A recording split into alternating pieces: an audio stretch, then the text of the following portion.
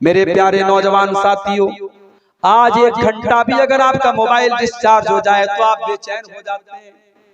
न जाने किसकी किसकी कॉल आई होगी, न जाने किसका किसका मैसेज आया होगा, और 1 घंटा भी आप मोबाइल के बगैर नहीं रह सकते हैं। लेकिन 24 घंटे में 5 मरतबा जो अल्लाह ताला के साथ आपका कम्युनिकेशन होता है, जो अल्लाह ताला के साथ आपकी बातचीत होती है, जो आप अल्लाह ताला की बारगाह में खड़े होकर के अल्लाह से बातचीत करते हैं, हमारी 5 टाइम की नमाजें छूट जाती हैं और हमें कोई फर्क नहीं पड़ता है। हमारे कानों पर कोई जू नहीं रेंगती है, हमारे ऊपर कोई फर्क नहीं पड़ता है। मेरे प्यारे साथियों, अल्लाह के नबी फरमाते हैं जिसकी असर की नमाज छूट जाए फकान्नमा वुतिरा अहलुहु व मालुहु, वो इतने बड़े नुकसान में पड़ गया, समझो उसके अहल व अयाल खतरे में चले गए, उसका माल खतरे में चला गया, समझो उसका बहुत बड़ा नुकसान हो गया जिसकी असर की नमाज चली गई। इतनी अहमियत है असर की नमाज की। मेरे प्यारे साथियों, नमाज की पाबंदी करो और खास तौर से फजर और असर की नमाज की पाबंदी करो। ये 2 नमाजें हमें जन्नत में लेकर के जाएंगे। सिर्फ तौहीद पर रहना काफी नहीं है, आखिरी दम तक तौहीद पर रहना ये जरूरी। सारी जिंदगी इंसान तौहीद पर रहा, मरने के पहले उसने शिर्क कर लिया और बगैर तौबा किए उसका इंतकाल हो गया। अब अल्लाह तबारक व तआला क्या उसकी सारी जिंदगी भर की नेकियां तो बर्बाद हो जाएंगी। इसलिए कि अल्लाह कुरान में कहता है वला तमूतुन्न इल्ला व अंतुम मुस्लिमून, ऐ मुसलमानों कान खोल करके सुन लो, तुम्हें मौत आए तो ईमान की हालत में आए, तुम्हें मौत आए तो तौहीद की हालत में आए, मरते दम तक तुम्हें तौहीद की हिफाजत करना है, ईमान पर खात्मा होना जरूरी है। अगर ईमान पर खात्मा न हुआ, अगर शिर्क के ऊपर तुम्हारा खात्मा हुआ तो तुम बर्बाद हो जाओगे। आप देख ले, अबू तालिब का नाम सुना है आपने? बोलो भाई, सुन रहे हो या सो गए? अबू तालिब कौन थे? नबी के चचा, नबी को पाला था, नबी का डिफेंस करते थे, नबी से मोहब्बत करते थे, सब था, ईमान नहीं लाए। अबू तालिब का आखिरी टाइम आया, अल्लाह के प्यारे नबी अपने चचा के पास जाते हैं, बुखारी के अल्फाज हैं और कहते हैं या अम्मी कुल ला इलाहा इल्लल्लाह, ऐ चचा जान आप कलमा पढ़ लीजिए, आप ला इलाहा इल्लल्लाह पढ़ लीजिए। ऐ चचा जान मैं गारंटी दे रहा हूँ अगर आप ये कलमा पढ़ करके दुनिया से जाएंगे, ऐ चचा मैं अल्लाह ताला के यहाँ इस कलमे के जरिए आपके लिए बहस करूंगा। मेरे चचा ने कलमा पढ़ा था, ऐ अल्लाह तू मेरे चचा को जन्नत में डाल दे। ऐ चचा बस आप कलमा पढ़ दीजिए। अल्लाह के नबी अपने चचा को कलमा पढ़ने के लिए प्रेशर डाल रहे हैं, आप उनके ऊपर दबाव डाल रहे हैं। और वहीं पर अबू लहब भी बैठा था, वहीं पर अब्दुल्लाह इब्न उमैया भी बैठा था, ये दोनों गुरु घंटाल भी बैठे थे। इन दोनों ने कहा खबरदार अबू तालिब, अपने बाप दादा का तरीका मत छोड़ना, बड़ा मुश्किल काम है। अभी मेरा प्रोग्राम था, इसी बिहार में एक जगह पड़ती है जहानाबाद, जहानाबाद के आगे गांव है, गांव का नाम है डिबरी, बड़ा पिछड़ा हुआ इलाका है। पिछले जुमा को मेरा प्रोग्राम था, गया वहां बेचारे 2-4 लड़के अहले हदीस, आपके इलाके में 100% लोग अहले हदीस हैं, आप अल्लाह का शुक्र अदा करें, वरना इसी हिंदुस्तान में नहीं इसी बिहार में कितने ऐसे गांव हैं मेरे भाई जहां 2 आदमी 4 आदमी अहले हदीस है बेचारे, वो अगर कहीं सीने पर हाथ बांधे तो उनको मारा जाता है, किसी मस्जिद में जाकर के वो आमीन जोर से बोलते उनको निकाल दिया जाता है। वो बेचारे मजबूर हैं, उनके बच्चे अपने बाप के अहले हदीस होने के बावजूद और कुरान और हदीस पर चलने वाला होने के बावजूद उनके बच्चे माहौल न मिलने की वजह से और समाज न मिलने की वजह से बच्चे दूसरे रास्ते पर चले जाते हैं। मेरे भाइयों, आपकी बिरादरी शेरशाबादी बिरादरी में आज अल्हम्दुलिल्लाह अगर 100% आप कुरान और हदीस पर चलने वाले हैं, बहुत बड़ी नेमत है। इस नेमत पर आप अल्लाह का जितना शुक्र अदा करें। वो गांव, वहां 2-4 लोग बेचारे अहले हदीस और बाकी लोग सब वही पुराने बाप दादा के ढर्रे पे चले आए। मुहर्रम पर ताजिया निकल रहा है, रबीउल अव्वल में जुलूस निकल रहा है, मज़ारों पर सजदा भी हो रहा है, जिहालत फैली हुई है। मैंने वहां तकरीर की, तकरीर के बाद जब जाने लगा तो एक आदमी आया, बोला मौलाना आपकी बात बिल्कुल सही है, आपकी बात सारी बातें बिल्कुल सही है, मगर हमने बाप दादा को जो करते हुए देखा है उसे छोड़ना बहुत मुश्किल काम। बाप दादा जो करते चले आए उस काम को छोड़ना आसान काम नहीं है मेरे भाइयों, उसके लिए बड़ी हिम्मत की जरूरत है। अल्लाह के नबी अपने चचा को समझा रहे हैं और उधर से वो दोनों प्रेशर डाल रहे हैं कि अबू तालिब अपने बाप दादा का तरीका मत छोड़ो। बुखारी के अल्फाज हैं, अबू तालिब का इंतकाल हो गया, अबू तालिब को मौत आ गई और आखिरी टाइम अबू तालिब की जुबान पर यही लफ्ज था, अला मिल्लति अब्दुल मुत्तलिब, मैं अपने बाप अब्दुल मुत्तलिब के मजहब पर दुनिया से जा रहा हूँ। अबू तालिब कलमा नहीं पढ़ पाए, अबू तालिब तौहीद को कबूल नहीं कर पाए। नतीजा क्या निकला? अल्लाह के नबी फरमाते हैं मेरे चचा अबू तालिब को भी जहन्नम में डाला जाएगा।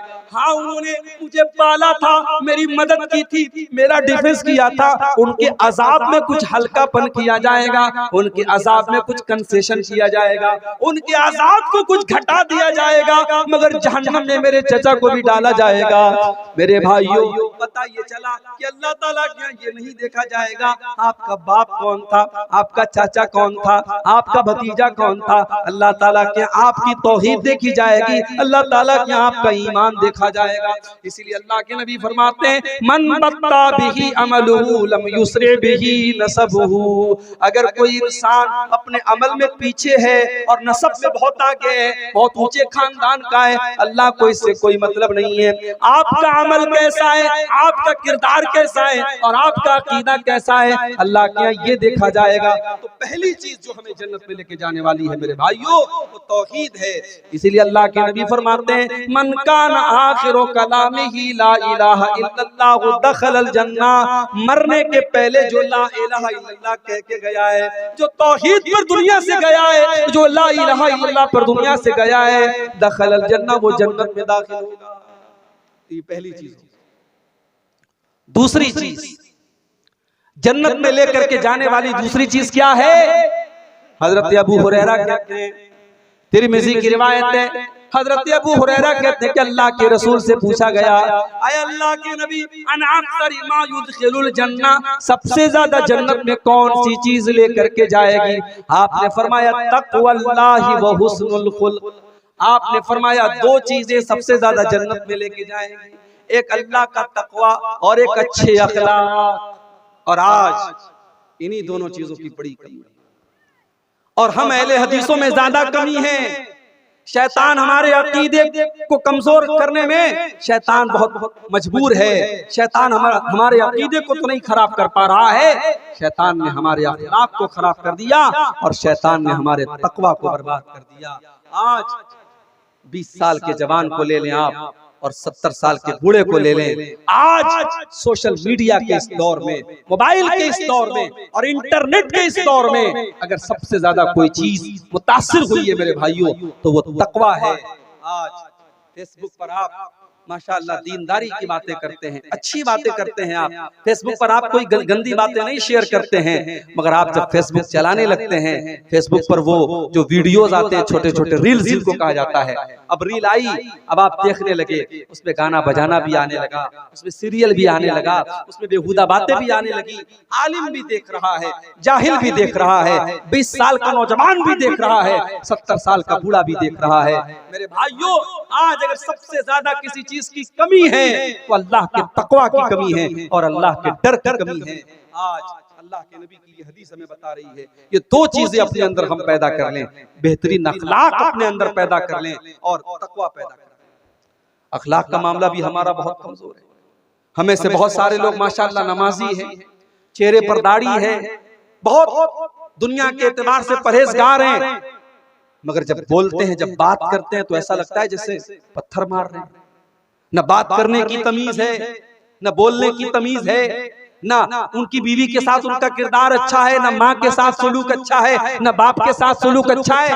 वो समझते हैं बस 5 टाइम के नमाजी हम बहुत बड़े मुत्तकी हो गए। नहीं मेरे भाई, आपका अखलाक कैसा है, आपका व्यवहार कैसा है, माँ के लिए आप कैसे हैं, बाप के लिए आप कैसे हैं, औलाद के लिए कैसे हैं, भाइयों के लिए कैसे हैं, पड़ोसियों के लिए कैसे हैं। अल्लाह के नबी फरमाते हैं कि कयामत के दिन अल्लाह के तराजू के ऊपर, मीज़ान के ऊपर सबसे भारी अगर कोई चीज होगी तो इंसान के बेहतरीन अखलाक होंगे।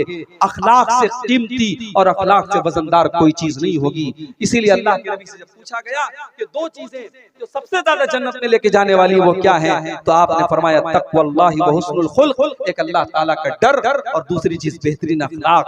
फिर पूछा गया अल्लाह के नबी सबसे ज्यादा जहन्नम में लेकर के जाने वाली कौन सी चीज है, सबसे ज्यादा लोग जहन्नम में क्यों जाएंगे? आपने फरमाया अल फम वल फर्ज, एक जुबान की वजह से बहुत ज्यादा जहन्नम में जाएंगे। जुबान से झूठ बोलेंगे, गीबत करेंगे, चुगली करेंगे, बहुतान लगाएंगे, जुबान की वजह से जहन्नम में ज्यादा जाएंगे। वल फर्जु, और शर्मगाह की वजह से भी ज्यादा जाएंगे। जिना करेंगे, बदकारी करेंगे, लवातत करेंगे। शर्मगाह से मुताल्लिक जितने गुनाह है वो गुनाह भी इंसान को जहन्नम में लेकर के जाएंगे। तो जन्नत में लेकर के जाने वाली ये दूसरी चीज है, अल्लाह का डर और बेहतरीन अखलाक।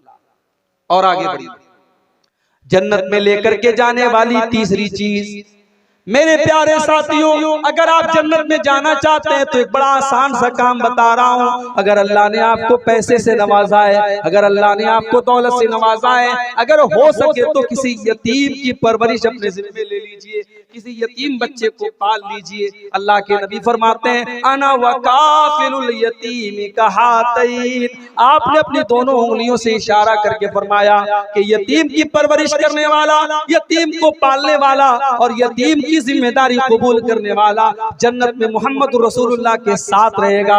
इतना साथ रहेगा, इतना साथ रहेगा। आपने दोनों उंगलियों से इशारा करके फरमाया कि जैसे ये दोनों उंगलियां एक दूसरे से जुड़ी हुई हैं, एक दूसरे से मिली हुई हैं, यतीम को पालने वाला मेरे साथ जन्नत में इस तरीके से रहेगा। यतीम का बड़ा हक है मेरे भाई। समाज में अगर कोई यतीम बच्चा है, हो सके तो उसकी परवरिश अपने जिम्मे लो, नहीं कर सकते उसकी पढ़ाई का खर्च अपने जिम्मे ले लो।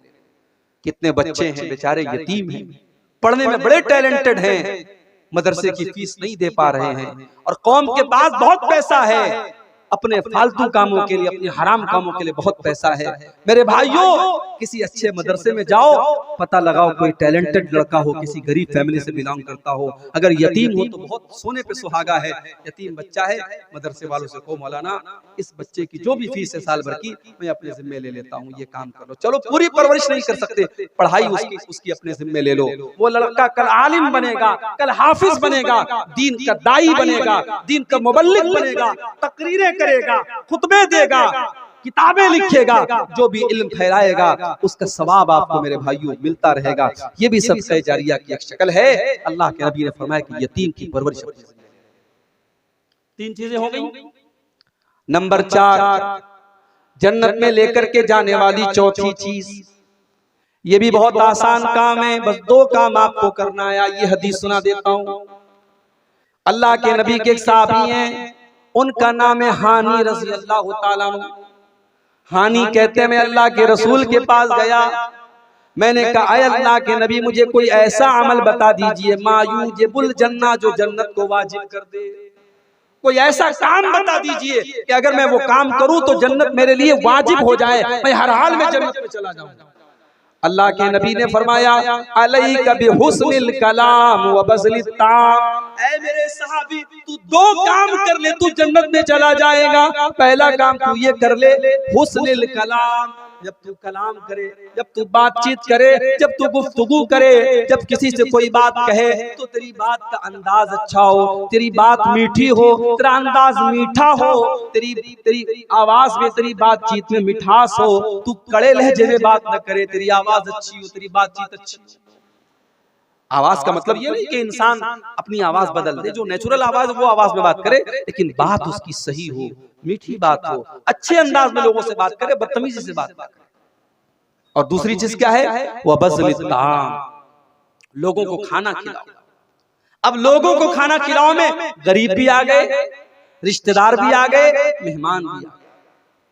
आज तो हालात ये हो गए मेरे भाई, घर में मेहमान आता है शौहर बेचारा घर में आके बीवी से सिर्फ इतना कहता, दो लोग आए हैं, थोड़ा खाना ज्यादा बना दो।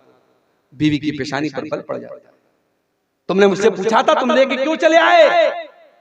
बीवी को 4 रोटी ज्यादा बनानी पड़ गई, कुछ चावल ज्यादा बनाने पड़ गए, कुछ दाल ज्यादा बनानी पड़ गई, कुछ गोश्त में उसको मसाला ज्यादा डालना पड़ गया। बीवी तैश में आ गई, तुमने बगैर मुझसे पूछे मेहमान को क्यों बुलाया? और एक नबी का दौर है मेरे भाइयों, अल्लाह के नबी के पास एक सहाबी आते हैं, अल्लाह के नबी बड़ा भूखा हूँ, खाना खिला दीजिए। आपने अपने घर में पूछवाया, आपकी तमाम बीवियों ने कहा हमारे पास तो अपने खाने के लिए हम मेहमान को कहां से खिलाएं। आपने साहबा से फरमाया कि ऐ मेरे साहबा, कौन मेरे मेहमान को आज रात खाना खिलाएगा? हजरत अबू तलहा रज़ी अल्लाह ताला अन्हु खड़े हुए, ऐ अल्लाह के नबी, मैं आपके मेहमान को खाना खिलाऊंगा। अभी बीवी से पूछा भी नहीं है, अभी पता भी नहीं लगाया घर में आटा बचा है कि नहीं बचा है, चावल बचा है कि नहीं बचा है, गोश्त की बोटी बची है कि नहीं बची है, कुछ नहीं पूछा। अल्लाह के नबी से वादा कर लिया, ऐ अल्लाह के नबी, आपका मेहमान मेरा मेहमान है, मैं आपके मेहमान को खाना खिलाऊंगा। मेहमान का हाथ पकड़ा, घर गए, दरवाजा खटखटाया, बीवी ने दरवाजा खोला, कहा है मेरी बीवी, मेहमान को लेके आया हूँ, जल्दी से खाना निकाल दे। बीवी ने कहा अंदर आइए। बीवी किनारे लेके गई, बोली है मेरे सरताज, आज तो इतना खाना है कि अगर बच्चे खाएंगे तो हम नहीं खा सकते, हम खाएंगे तो बच्चे नहीं खा सकते, वो खाना तो हमारे बराबर कभी खाना नहीं है। आप तो मेहमान को लेके चले आए, अब बताइए क्या करें?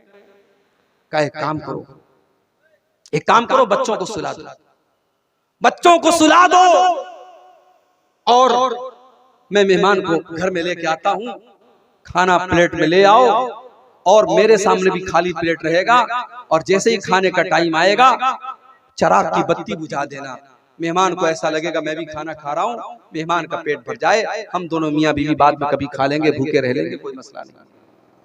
मेरी प्यारी माओ बहनों, आज चिराग लेके ढूंढो, ऐसी बीवियां नहीं मिलेगी, ऐसी औरतें नहीं मिलेगी। हजरत अबू तलहा मेहमान को घर में लेकर के आए, मेहमान के सामने खाना रख दिया, अपने सामने खाली प्लेट रख दिया और चिराग की बत्ती को खाने के टाइम बुझा दिया और झूठ मूठ अपना मुंह चलाने लगे। मेहमान समझा कि ये लोग भी खाना खा रहे हैं, मेहमान ने पेट भर के खाना खा लिया। सुबह हुई, अबू तलहा अल्लाह के नबी के पास आते हैं। अल्लाह के नबी कहते हैं, ऐ अबू तलहा, तुमने और तुम्हारी बीवी ने जो काम किया है, मुझे अल्लाह ताला ने वो काम बता दिया है, और अल्लाह ताला तुम दोनों मियां बीवी के इस अमल से बहुत खुश हुआ है। वो लोगों, सहाबा के दौर में इतनी दौलत तो नहीं थी, इतने बड़े बड़े मकानात तो नहीं थे, उनके पास बड़ी बड़ी गाड़ियां तो नहीं थी, मगर सहाबा के दिल बहुत बड़े थे। वो लोगों, अपने दिल को थोड़ा बड़ा कर दो। अगर तुम्हारे कुछ रिश्तेदार आकर के तुम्हारे घर में खाना खा लें, कुछ मेहमान तुम्हारे घर में आके खाना खा लें, इसमें कोई हर्ज की बात नहीं है। अल्लाह के नबी फरमाते हैं ये 2 काम जन्नत पे लेकर के जाने वाला है। अलैका बिहुस्निल कलामी व बज़लित ताम, अपनी गुफ्तगू को अच्छा कर लो और खाना खिलाया करो, ये 2 काम ऐसा है जिसकी वजह से तुमको जन्नत मिलेगी। और आगे बढ़िए, जन्नत में लेकर के जाने वाला एक और काम है, जब दुनिया बिस्तर पे सो रही हो या रात में कुछ मनचले किस्म के नौजवान मोबाइल पर किसी के साथ बातचीत में मगन हो, चैटिंग में मगन हो, या कुछ लड़के रात में बैठ करके फिल्में देख रहे हो, रात के उस आखिरी पहर में अगर अल्लाह का कोई बंदा उठ करके तहज्जुद की नमाज पढ़ता है, क़ियामुल लैल करता है और रात की नमाज पढ़ता है, तो ये नमाज भी इंसान को जन्नत में लेकर के जाती है। अल्लाह ने ऐसे लोगों का तस्करा करते हुए सूरह सजदा के अंदर फरमाया, ततजाफा जुनूबुहुम अनिल मज़ाजि'i यदउना रब्बहुम खौफन व तमा। मेरे नेक बंदे तो वो हैं, मेरे मुत्तकी बंदे तो वो हैं, मेरे डरने वाले, अल्लाह से डरने वाले बंदे तो वो हैं। जब रात में दुनिया वाले आराम से बिस्तरों पर सोते रहते हैं, वो बिस्तरों से अलग होकर अल्लाह की बारगाह में खड़े होकर के, लेट करके अल्लाह की बारगाह में सजदे कर करके अल्लाह को याद किया करते हैं। व मिम्मा रज़क़नाहुम युनफ़िक़ून, और हमने जो रोजी दी उसमें से वो खर्च भी करते हैं।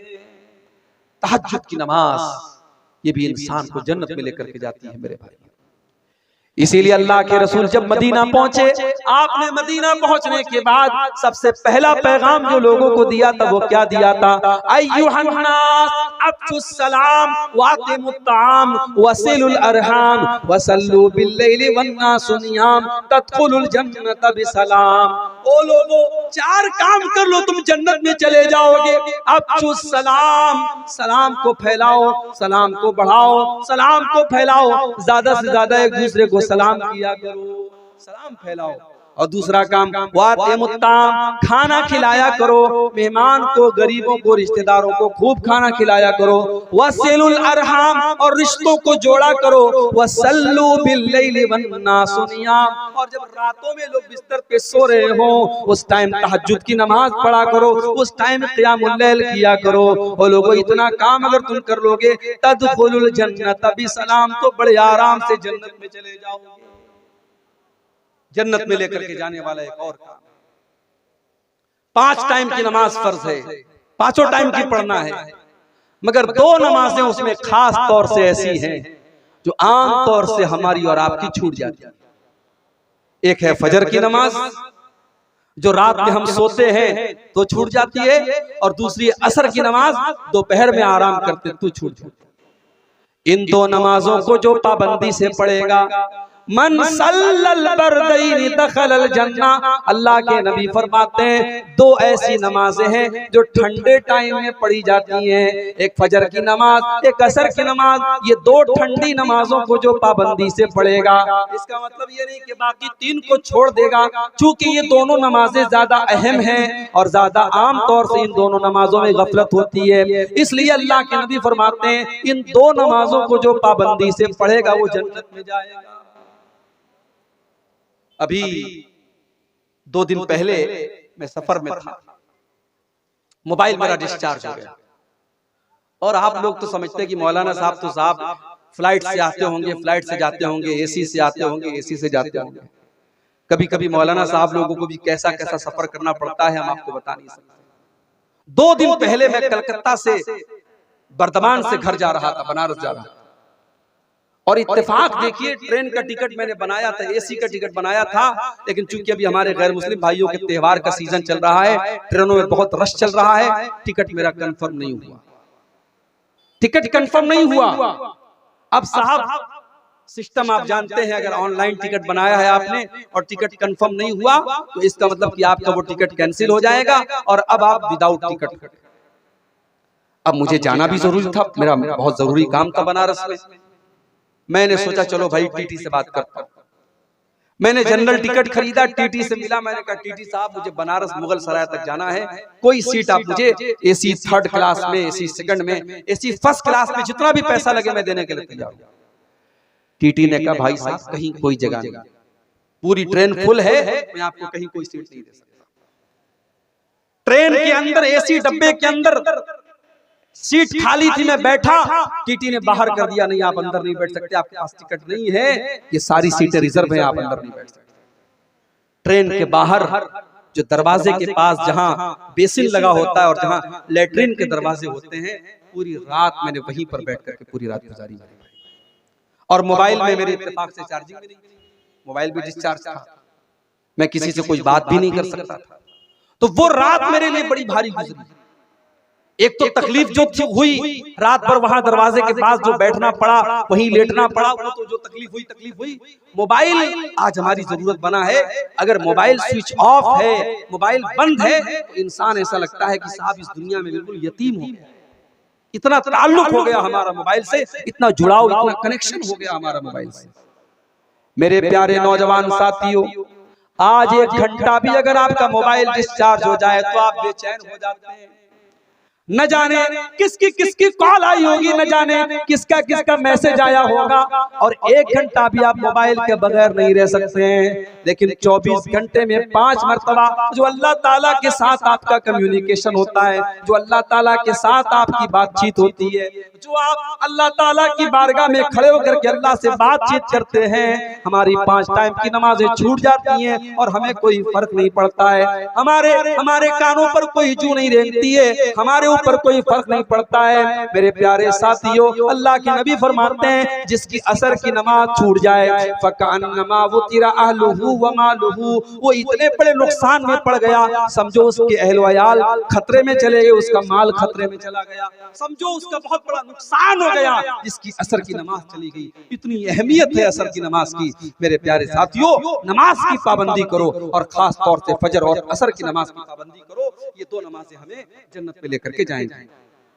और आगे बढ़िए, जन्नत में लेकर के जाने वाला एक और काम, बहुत आसान काम, बहुत सिंपल काम, कुछ नहीं करना है आपको।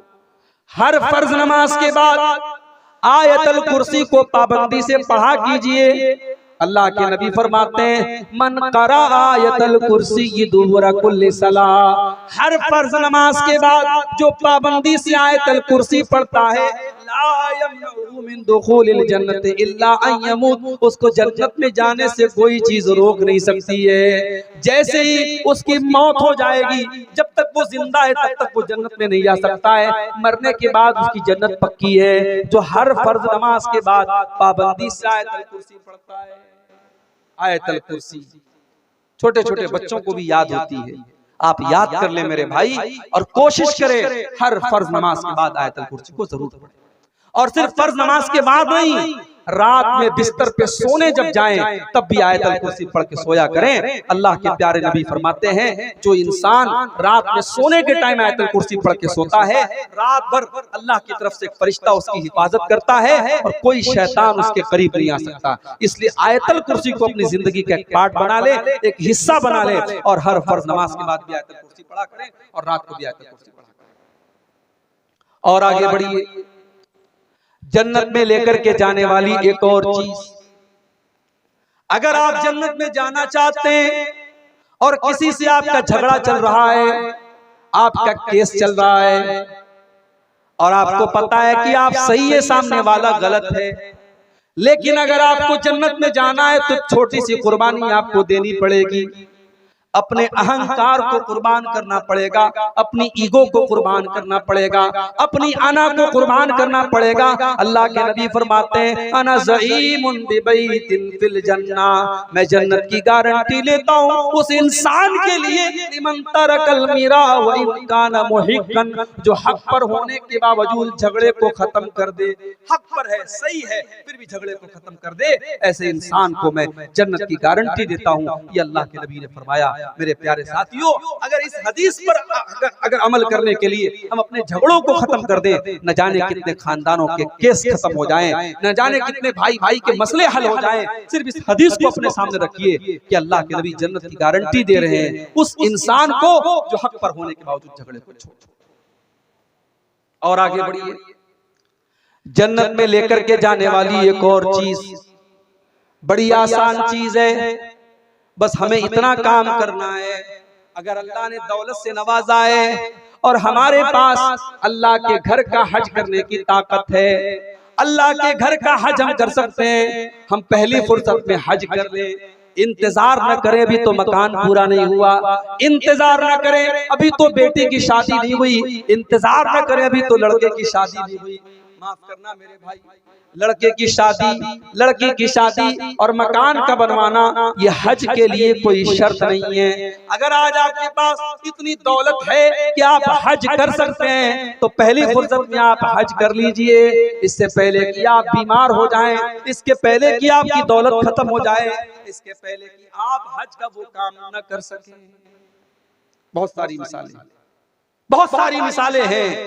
खुद मेरे अपने घर में मेरी वालदा मोहतरमा की बड़ी ख्वाहिश थी हज करने की, फॉर्म भी भरा गया उनका, लेकिन किस्मत में नहीं था, मुकद्दर में नहीं था। इसके पहले कि वो हज करती लॉकडाउन लग गया और लॉकडाउन के बाद उनका इंतकाल हो गया और उनकी हसरत उनके दिल में रह गई। मेरे भाइयों, अगर आपके पास हज करने की ताकत है और आज आप 40 साल के हैं तो 60 साल का इंतजार मत कीजिए, गारंटी नहीं है। हमने कोरोना का दौर देखा, हमने मुख्तलिफ बीमारियों का दौर देखा, और अभी बनारस में जो हालात हैं आपको मैं बता नहीं सकता कि क्या हालात हैं। हर घर में कोई न कोई बीमार चल रहा है। इस वक्त भी एक बीमारी फैली हुई है पूरे बनारस में, उसको बोलते हैं चिकनगुनिया, यानी वो ऐसा बुखार होता है कि बदन के जोड़ जोड़ में दर्द होता है। इस वक्त बनारस के हर घर में 2-4 लोग इस बुखार में मुब्तला हैं।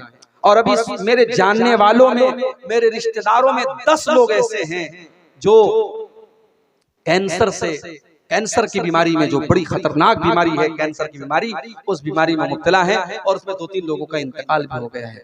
मेरे भाइयों, हम नहीं जानते कब कौन सी बीमारी हमारे पीछे लग जाएगी, कब कौन सी वबा हमारे ऊपर आ जाएगी। इसलिए अगर हज करने की ताकत है तो हज पहली फुर्सत में कर लो। इस हज का बदला भी जन्नत है। अल्लाह के नबी फरमाते हैं, अल हज्जुल मबरूर लैसा लहू जज़ाउन इल्लल जन्ना। अगर कोई इंसान हज मबरूर करता है, अगर नबी के तरीके के मुताबिक हज करता है, उसका बदला जन्नत के सिवा कोई और नहीं है। और एक दूसरी हदीस में अल्लाह के नबी फरमाते हैं, मन हज फलम यरफुस वलम यफसुक। जो हज करके आता है और हज के दौरान कोई गलत काम नहीं करता है, कोई गुनाह का काम नहीं करता है, रजा का यौमिन वलद तो हज करके वो ऐसे लौटता है जैसे आज ही उसकी माँ ने उसको जन्म दिया हो, बिल्कुल गुनाहों से पाक साफ होकर के लौटता है। हज कर लीजिए। इसी तरीके से मेरी प्यारी माँ और बहनों, अगर आप जन्नत में जाना चाहती हैं, बहुत ही सिंपल तरीका बता रहा हूं। एक औरत अगर जन्नत में जाना चाहती है, बहुत ही सिंपल तरीका बता रहा हूं। सिर्फ 4 काम एक औरत कर ले, जन्नत में चली जाएगी। अल्लाह के नबी फरमाते हैं, इज़ा सल्लतिल मरअतु खम्सहा व सामत शहरहा व अताअत ज़ौजहा व अहसनत फरजहा। जो औरत 5 टाइम की नमाज की पाबंदी करती है, रमजान का रोजा रखती है, अपने शौहर की खिदमत और इताअत करती है और अपनी शर्मगाह की हिफाजत करती है, दखलत मिन अब्वाबिल जन्नति शात। ऐसी औरत जन्नत के जिस दरवाजे से चाहे वो जन्नत में जा सकती है। 4 काम सिर्फ एक औरत कर ले, जन्नत की गारंटी अल्लाह के नबी दे रहे हैं। जन्नत के जिस दरवाजे से वो चाहे जन्नत में जा सकते हैं।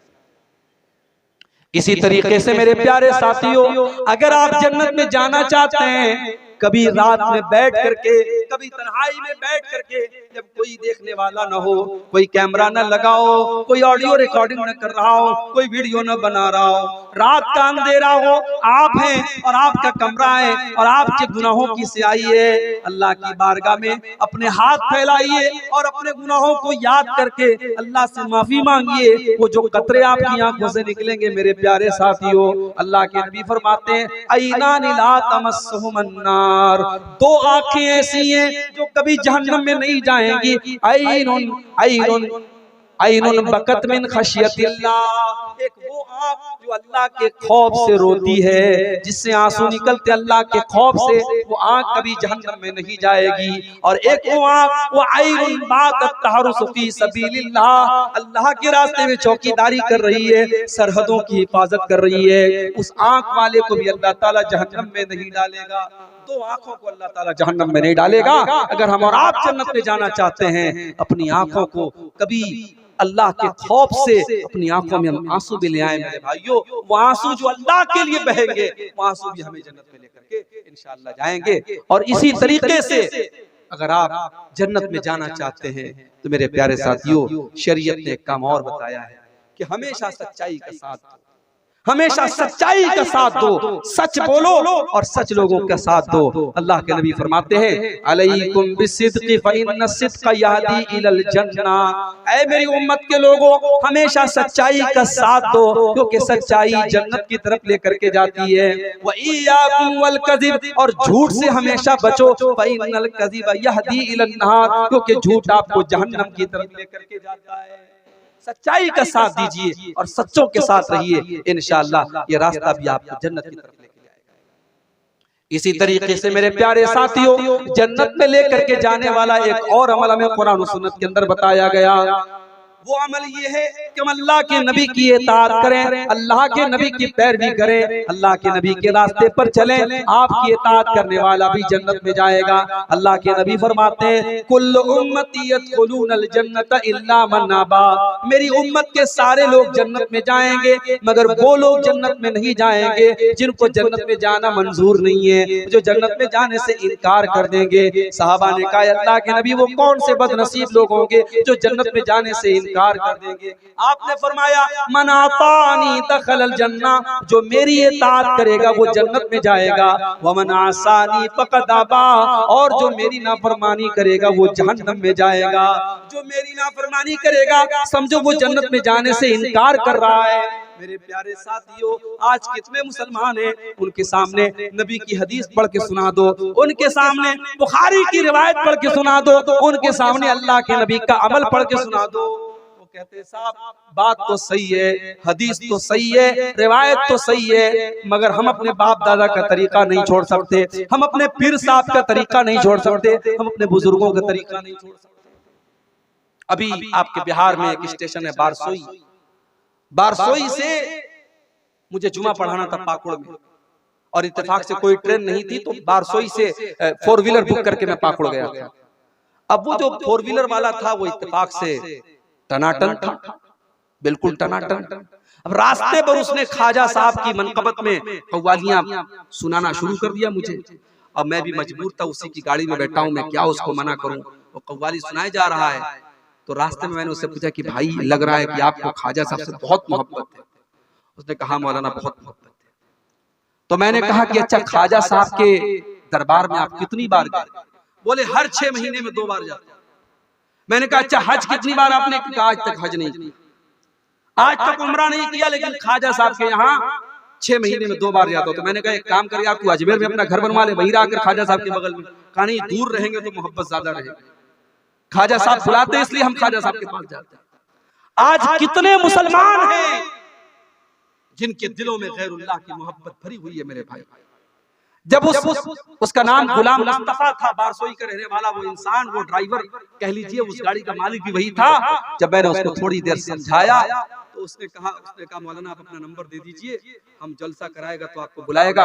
हम कहा आप हमको कभी नहीं बुलाएगा, आप जब हमको बुलाएंगे तो आपके इलाके के लोग तैयार ही नहीं होंगे, जब उनको पता लगेगा कि ये तो सलफी मौलवी है। कहा बात तो आप सही बोलते हैं, हमारे गांव वाले तो सब टनाटन लोग हैं, सब सुन्नी लोग हैं, वो तो नहीं बुलाएंगे। कहा मौलाना आपकी बात तो सही है, मगर हम हमारे बाप दादा का जो तरीका था हम वो तरीका नहीं छोड़ सकते, ये बाप दादा का तरीका हम नहीं छोड़ सकते। मैं नबी की हदीसें सुना रहा हूँ, लेकिन वो कह रहा है कि मैं बाप दादा का तरीका नहीं छोड़ सकता। मेरे भाइयों, एक मोमिन का शेवा क्या होना चाहिए? अल्लाह ताला कुरान में कहता है इन्नमा कान कौलल मुमिनीन इज़ा दुऊ इलल्लाहि व रसूलिही इज़ा दुऊ इलल्लाहि व रसूलिही लियहकुम बैनहुम अन यक़ूलू समीना व अताना। एक मोमिन की शान तो ये है, एक मोमिन का हाल तो ये होना चाहिए, जब उसको अल्लाह की तरफ बुलाया जाए, जब उसको रसूल की तरफ बुलाया जाए, तो एक मोमिन की जुबान से बस एक ही जुमला निकलना चाहिए, समीना व अताना, हमने सुन लिया और मान लिया। एक मोमिन की जुबान से कुछ और नहीं निकलना चाहिए। आज हमारा ईमान कमजोर हो चुका है, नबी की हदीसों के सुनने के बाद हम उसकी तावीलें करते हैं और बाप दादा का नाम लेकर के हम उसको ठुकरा देते हैं। अल्लाह के नबी फरमाते हैं जिसने मेरी इताअत की वो जन्नत में जाएगा, और जिसने मेरी नाफरमानी की वो जहन्नम में जाएगा। और एक आखिरी हदीस सुना करके, क्योंकि 3:15 के करीब हो रहा है, एक आखिरी हदीस सुनाता हूँ, जन्नत में लेकर के जाने वाला एक आखिरी अमल बयान करके मैं बात खत्म करूंगा। मेरे भाइयों, अगर हम और आप जन्नत में जाना चाहते हैं, एक बड़ा सिंपल तरीका बता रहा हूं आपको। अल्लाह के रसूल के एक सहाबी का वाकया सुना करके, अल्लाह के नबी एक मर्तबा मस्जिद में बैठे हुए थे, सहाबा आपके साथ थे, अचानक आपने दरवाजे की तरफ इशारा करके कहा यदखुलु अलैकुम मिन हाज़ल बाबि रजुलुन मिन अहलिल जन्ना, अभी इस दरवाजे से एक ऐसा इंसान आने वाला है जो जन्नती है, जो जन्नत में जाएगा। अब सहाबा की नजरें दरवाजे पर टिकी, देखे कौन आ रहा है जिसको अल्लाह के नबी जन्नती कह रहे हैं। थोड़ी देर के बाद एक अंसारी सहाबी, जो मदीना के रहने वाले अंसारी थे, वो अपने हाथों में अपना चप्पल और जूता लिए हुए थे, वजू करके आ रहे थे, दाढ़ी से वजू का पानी टपक रहा था। उसी हालत में वो आए और आकर के मस्जिद में दाखिल हुए। दूसरा दिन फिर आया, फिर अल्लाह के नबी ने कहा इस दरवाजे से जन्नती आने वाला है। फिर सहाबा ने अपनी नजरें दरवाजे की तरफ टिका दी, फिर वही सहाबी उसी हालत में वजू करके आ रहे हैं, दाढ़ी से वजू का पानी टपक रहा है, हाथों में जूता चप्पल लिए हुए हैं। 3 दिन तक लगातार ऐसा होता है। जब 3 दिन तक लगातार ऐसा होता है तो तीसरे दिन एक सहाबी जिनका नाम अब्दुल्ला बिन अम्र बिन आस था, उन्होंने कहा कि मैंने दिल में सोच लिया कि अब मैं पता लगा के रहूंगा कि ये सहाबी, ये अंसारी सहाबी ऐसा कौन सा अमल करते हैं कि अल्लाह के नबी 3 दिन तक लगातार इनको जन्नती कह रहे हैं। हजरत अब्दुल्ला कहते हैं मैं पीछे पीछे अंसारी के घर गया। जब अंसारी सहाबी अपने घर के दरवाजे में दाखिल होने लगे, मैंने कहा अस्सलाम वालेकुम। कहा भाई साहब वालेकुम अस्सलाम, क्या बात है? कहा मेरे बाप से झगड़ा हो गया है, मेरे बाप से कुछ इख्तिलाफ हो गया है और मैंने कसम खा ली है कि मैं 3 दिन तक अपने बाप के घर में नहीं जाऊंगा। ऐ मेरे भाई, मैं 3 दिन तक आपके घर में मेहमान बन करके रहना चाहता हूं, कि आप तैयार हैं? अंसारी साहबी ने कहा कोई बात नहीं, आप 3 दिन तक मेरे घर में रह सकते। देखिए फिर वही बात आई, सहाबा का दिल बहुत बड़ा था। सहाबी ने एक बार भी अपनी बीवी से मशवरा नहीं किया, अपने घर पता लगाने नहीं गए खाना है कि नहीं, पानी है कि नहीं। कहा ठीक है, आप 3 दिन तक मेरे घर में मेहमान बन के रह सकते। अब हजरत अब्दुल्ला बिन अमर कहते हैं मेरा मकसद ये था कि मैं देखूं कि वो अंसारी सहाबी ऐसा कौन सा अमल करते हैं कि अल्लाह के नबी उनको 3 दिन तक लगातार जन्नती कह रहे हैं। हजरत अब्दुल्ला कहते हैं मैं 3 दिन तक अंसारी सहाबी के मकान में रहा, उनकी एक एक हरकत पर मैंने नजर रखी, मुझे कोई खास अमल उनका नजर ना आया। जैसे हम नमाज पढ़ते थे वो भी नमाज पढ़ते थे, जैसे हम इबादत करते थे वो भी करते थे। वो तो मजदूरी का काम करते थे, मेहनत का काम करते थे। वो जब रात में आते थे तो तहज्जुद की नमाज भी नहीं पढ़ते थे। रात में जब बिस्तर पे सो जाते थे तो फजर में उठा करते थे। हाँ, रात में अगर नींद खुलती थी तो सुभान अल्लाह पढ़ लिया करते थे, अल्हम्दुलिल्लाह पढ़ लिया करते थे, अल्लाहू अकबर पढ़ लिया करते थे, अल्लाह की तस्बीह बयान कर लिया करते थे। कहा कि जब 3 दिन गुजर गया, मैंने कहा है मेरे अंसारी भाई, मैंने आपसे बहाना किया था, न मेरे बाप से कोई झगड़ा हुआ है, न मैंने कोई कसम खाई थी। मैं दरअसल ये देखना चाहता था, अल्लाह के प्यारे नबी ने 3 दिन तक लगातार आपको जन्नती कहा था, मैं देखना चाहता था ऐसा कौन सा अमल आप करते हैं कि अल्लाह के नबी ने आपको 3 दिन तक लगातार जन्नती कहा है। मेरे प्यारे साथियों, अंसारी सहाबी का जवाब सुनो और जरा अपने सीने पर हाथ रख के सोचो, क्या ये चीज आज हमारे अंदर मौजूद है? अंसारी साहबी ने कहा ऐ मेरे प्यारे भाई, मैं कोई खास अमल नहीं करता, कोई ऐसा अमल नहीं करता जो तुमने न देखा हो, लेकिन हाँ एक चीज मेरे अंदर है, हो सकता है कि उसी की वजह से अल्लाह ताला ने मुझे ये मकाम दिया हो। ला अजिदु फी क़ल्बी ग़िश्शन लि अहदिन मिनल मुस्लिमीन, मैं अपने दिल में किसी मुसलमान भाई के लिए धोखा नहीं रखता, मैं अपने दिल में किसी मुसलमान भाई के लिए धोखाधड़ी नहीं रखता, मैं किसी को धोखा नहीं देता। वला आसुदु अहदन अला नेमतिन अनअमहा अल्लाह, और मैं किसी को अल्लाह ताला कोई नेमत देता है तो मैं हसद नहीं करता, मैं जलन नहीं करता। मेरे दिल में न हसद है, न कीना है, न कपट है। हो सकता है इसी की वजह से ये मकाम मिला हो। हजरत अब्दुल्ला ने कहा इसी की वजह से तुमको ये मकाम मिला है। मेरे प्यारे साथियों, जन्नत में जाना है, अपने दिल को कीनों से पाक करो, अपने दिल को कपट से पाक करो, अपने दिल को हसद से पाक करो। आज भाई भाई से हसद कर रहा है, पड़ोसी पड़ोसी से हसद कर रहा है, रिश्तेदार रिश्तेदार से हसद कर रहा है। किसी ने दौलत ज्यादा कमा ली, उसकी दौलत देख करके हसद, किसी ने ज्यादा नाम कमा लिया, उसका नाम देख करके हसद, किसी ने अच्छा मकान बना लिया, उसका मकान देख करके हसद। मेरे भाई हसद मत करो, अल्लाह तेरे मुकद्दर में जो है वो तुझे मिल करके रहेगा, उसके मुकद्दर में जो है वो उसे मिल करके रहेगा। आपके हसद करने से आपका नुकसान है, उसका कोई नुकसान नहीं है। मेरे प्यारे साथियों, ये चीज भी अगर अपने अंदर हम पैदा कर लें, अपने दिल को पाक और साफ कर लें, तो इंशाअल्लाह जन्नत में लेकर के जाने वाली ये चीज भी है। मेरे अजीज भाइयों, मेरे बुजुर्गों, आज जरूरत इस बात की है, जन्नत में लेकर के जाने वाले मुख्तलिफ अमाल मैंने आपके सामने बयान किए। ये अमाल सिर्फ बयान करने के लिए और सिर्फ मजा लेने के लिए नहीं है, ये चीजें अपने अंदर हम पैदा करें। मैंने तौहीद बयान की, हम अपनी तौहीद की हिफाजत करें। मैंने अपनी शर्मगाह की हिफाजत की बात कही, हम अपनी शर्मगाह की हिफाजत करें। मैंने ज़बान की हिफाजत की बात कही, हम ज़बान की हिफाजत करें। मैंने तकवा की बात कही, हम तकवा अपने अंदर पैदा करें। मैंने मेहमानों को और गरीबों को खाना खिलाने की बात कही, वो जज्बा हम अपने अंदर पैदा करें। ये जितनी बातें बयान हुई हैं, इन पर अमल करने की जरूरत है। मेरे प्यारे साथियों, अल्लाह कुरान में कहता है वमन अरादल आखिरता वसअलहा सअयहा वहुवा मुमिन, कि जो आखिरत में अपना घर बनाना चाहता है उसे कोशिश करनी पड़ेगी, उसे अमल करना पड़ेगा। सिर्फ आरज़ू कर लेने से और तमन्ना कर लेने से और चाहने से आपको जन्नत नहीं मिलेगी। यही चंद बातें थी। आइए हम अल्लाह से दुआ करें, रब्बुल आलमीन हमने जो बातें बयान की हैं, और आज इस जलसे में आप मगरिब बाद और इशा बाद से प्रोग्राम चल रहा था, जो बातें आपने उलमा की जुबान से सुनी है है। रब्बुल आलमीन हमें उन सब पर अमल करने की तौफीक अता फरमाए। रब्बुल आलमीन हमें से जो बीमार हैं उनको शिफाए कामिल आजिल अता फरमाए। जो रोजी रोटी से परेशान हैं अल्लाह उनके कारोबार में बरकत नसीब फरमाए। हमारे मजलूम भाई जो फलस्तीन